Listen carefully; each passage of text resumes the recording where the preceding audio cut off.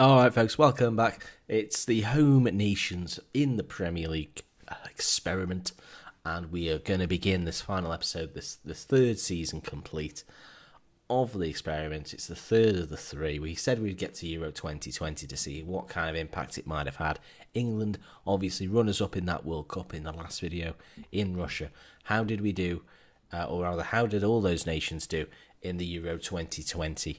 You can see on your screen, Italy champions. So who progressed furthest out of our home nations group? Not in the semi-finals. Sweden, France, Spain and Italy making up that. Quarters though, England losing to Italy in normal time, 1-0. You can see no impact at all on the other squads. I mean, I don't even know if they qualified. Let's just go back a little bit further. Second round. I'm not seeing anyone here. There's no Scotland, there's no Ireland, there's no Wales. They may not have even qualified. Excuse that little jump. Let's just have a scroll down. Ireland did qualify. They finished rock bottom though of a group containing France, Croatia and Sweden. No points for them. Wales were in England's group, picked up the 1 point with a draw against England, but otherwise disastrous for them.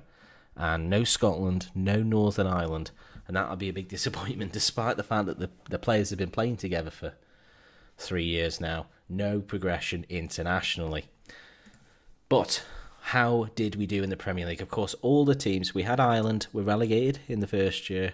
Northern Ireland were relegated last year. So this coming season we had, let's start in the Championship, shall we?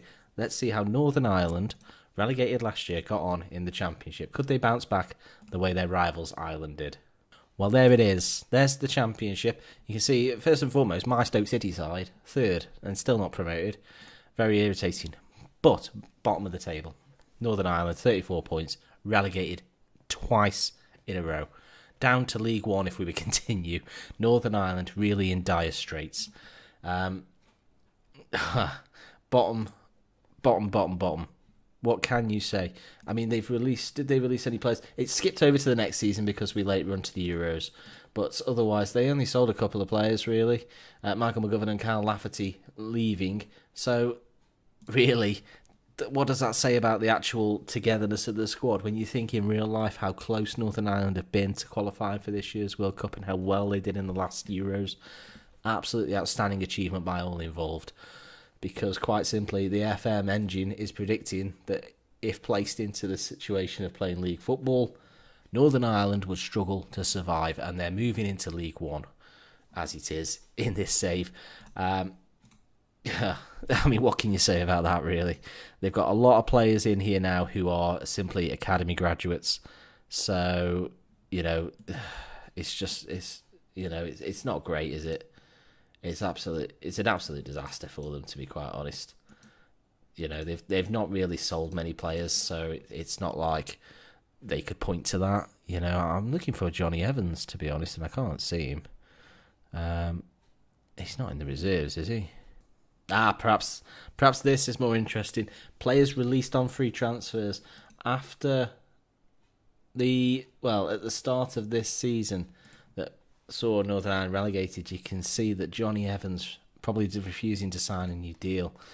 Connor Washington, Niall McGinn, Josh Magennis and Matty Lund all leaving on frees, and players like Gareth McCauley, Jamie Wood and Alan Manus retiring. So it probably did leave them in dire straits. You can see as well Stephen Davis, Chris Brown. We pinpointed those as absolutely key players for them last year. They've only just retired. But if they were on the end of their careers, that's going to be why they've had difficulty. There's no doubt. So let's take a look now at the Premier League. Oh my word, this is a fun one. First and foremost, England, fourth place, not too bad at all. We'll see how they did in the Champions League last year. We'll have to as well look at how Scotland did in the Europa League. But look at that bottom three. Ireland, Wales, Scotland. Scotland with just 16 points, just 2 Premier League wins all season. Ireland and Wales' records are pretty bad there, but never mind. The Scotland record is atrocious. We will get to them in just a moment. Let's take a look at England's performers. So there it is then. In just pretty much 3 seasons, Harry Kane has scored 62 England goals. As I say, it's ticked over to the next season, so we're a little bit... The figures have all gone, so we're going to have to just click into them and have a look. But we can see as well that Dele Alli is up to 35 England goals now. It's those two that have really been carrying England, but Raheem Sterling as well has been pretty excellent. He got a 7.19, his best season for England with 9 goals as well. And I think really England are a bit of a crack unit. We'll see how they did in the Champions League. And of course, as well, they played in the Super Cup. They lost to Real Madrid by a goal to nil. A Son Heung-min goal, condemning England to a defeat in that competition. But in Champions League, they started out in Group B. So there it is, at England finishing top nicely, very well done. A group containing Barcelona, Lyon, and Juventus. What a group from hell that is. England doing very well to come out on top of that. So qualifying as seeded side into that first knockout round where they dispensed with Shakhtar Donetsk by 4-1. 4-3, and progressing to the quarterfinals where they managed to secure a 4-3. Had to come from behind, 3-0 winners at the San Siro against Milan, and finding their way to a semi-final where they managed to win on away goals versus Bayern. England finally getting one over Germany in a semi-final there. And in the final then they played Manchester City and they lost 1-0. It was a Sergio Aguero penalty of all things that took the tie away from England. So England, in our short time, have won a Europa League and finished runners-up in the Champions League. So England almost doing the absolute dream and winning that Champions League. Even though they didn't actually get really close to winning that Premier League, they've done pretty well, you've got to say, to do that, I think. And let's just take a look back at those Premier League performances to see how the other sides did, because they had an absolute disaster. Scotland. Oh, Scotland. So, oh my. Goals, still not a problem for Lee Griffiths. Performance is down, but goals still 12 in 37. You can't argue with that. Otherwise, let's just have a look at their transfers to see what occurred here. You can see leaving on 3 transfers last year. They lost quite a few. Scott Brown, James Forrest, Alan McGregor, Craig Gordon. They lost 2 big goalkeepers. James Morrison, Kichianya, and David. In fact, did they lose all their goalkeepers? Was that the problem?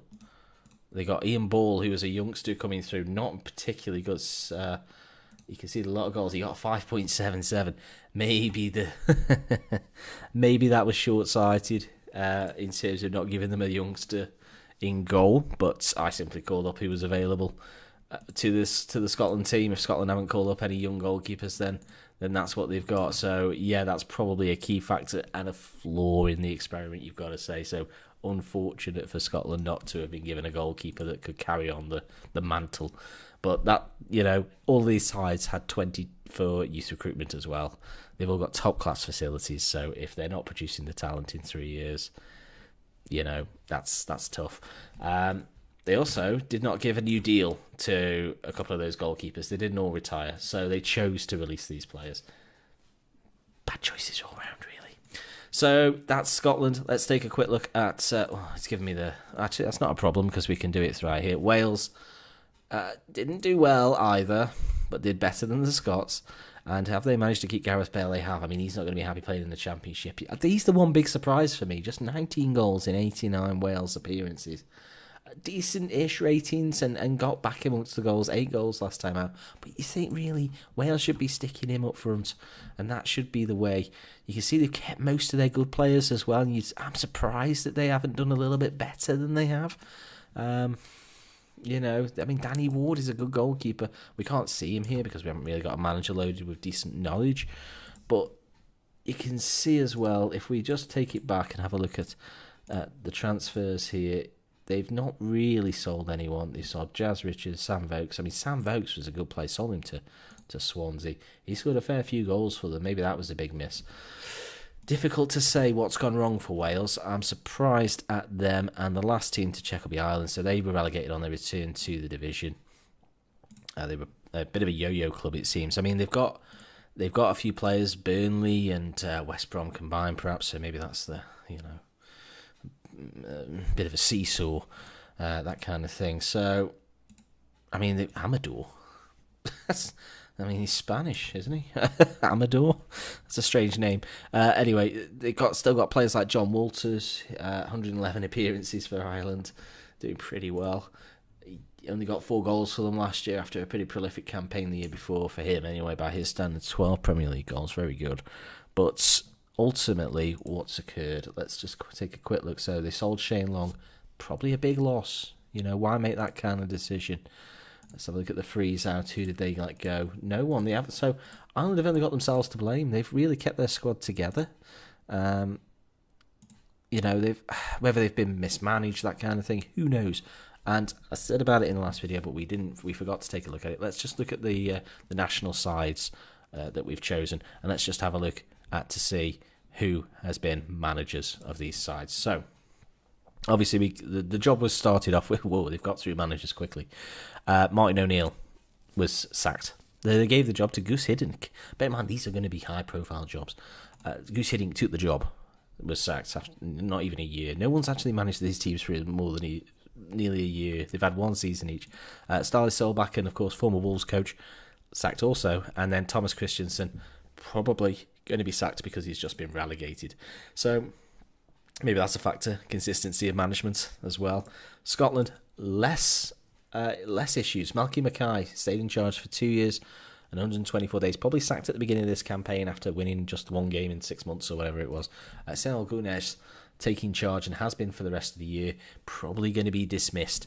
So that's not worked out too well for him. And Wales, they kept faith with Tony Pulis for 2 years.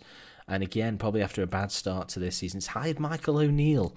So he had a bit of a turnaround. He was manager of Northern Ireland, of course. We'll check out their management in just a second. But interesting that Michael O'Neill was the man that they brought in. And, of course, he's been relegated, so he'll probably be sacked as well. Oh, my word, Northern Ireland have been through the managers. They haven't even made it to 100 days. Some of them, by the looks of it, barely. So Michael O'Neill began. Then Ronald Koeman took charge. Everton fans will tell you that's not a good sign. Then Nuno Santo took charge as well. Didn't make it through the year and got Northern Ireland relegated. Tim Sherwood, of course, came in for a bit of a motivational change. He left after 100 days. And then now Ryan Giggs is in charge and has led them to a relegation in the Championship. So all things considered, not good. Not good at all. Let's take a quick look at England's management. I suspect they've probably kept faith with Gareth Southgate, in fairness, because they've been doing pretty well. But you never know. Yep, Gareth Southgate has remained in charge for the 3 years as it's been. You won a Europa League and a Champions League runners-up medal, you can see it there. So, and they've won a Carabao Cup. What more can you say? England do okay. Maybe that's a good sign of things to come. I think in time, England would probably stabilise into a top 4 slot, no problem. And the embargo would be listed in 5 years, or lifted rather. I think England would probably go on to maybe win a Champions League or 2 along the way. They'd certainly be a force while Dele Alli and Harry Kane are around, especially with players like Marcus Rashford propping them up as well, with Raheem Sterling and Lallana. So, all in all, what has this experiment taught us? First and foremost, if you're a club like Scotland, don't release all your goalkeepers at the same time if you know you can't sign a new one. I think that's a lesson for all football managers everywhere. Keep your goalkeepers in. Secondly, does keeping a manager breed a little bit more confidence in your team? The league performances here suggest yes, they do. Gareth Southgate has been in charge. Yes, okay, he's got a better team to work with. But consistency in management is the key. So don't keep sacking your managers. Otherwise, we just know, let's be honest, that Northern Ireland, Ireland and Wales and Scotland would have a hard time staying in the Premier League. England, not so much. But you'd expect that maybe. You would expect that. You'd hope for that. You'd hope that. I mean, England have probably been a bit disappointing. England should have won at least 1 or 2 of these these league championships, but they haven't. So, yeah, there's issues with the experiment as a whole, because obviously, if a real manager took charge, if you were to take charge of one of these sides, you would train them properly. You would have them playing in the right way. So you could probably maybe do better with Wales, knowing what Bale can do. You could probably do better with Scotland, knowing what certain their players could do. But that's what they've done with these managers and these systems that they've used. Pretty poor, I think, across the board, apart from England. I'm a little bit disappointed, especially in Wales. But I was hoping for so much more. Oh, well, I hope you've enjoyed the old experiment as it's been. It's been 3 episodes. It's been an absolute... Well, it's been interesting. It's been a joy to try out a new experiment.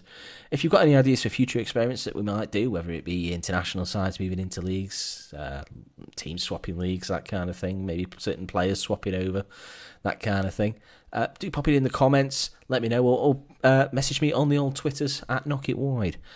Do like the video if you've enjoyed and subscribe for more. I'll see you again on the very next video. Goodbye.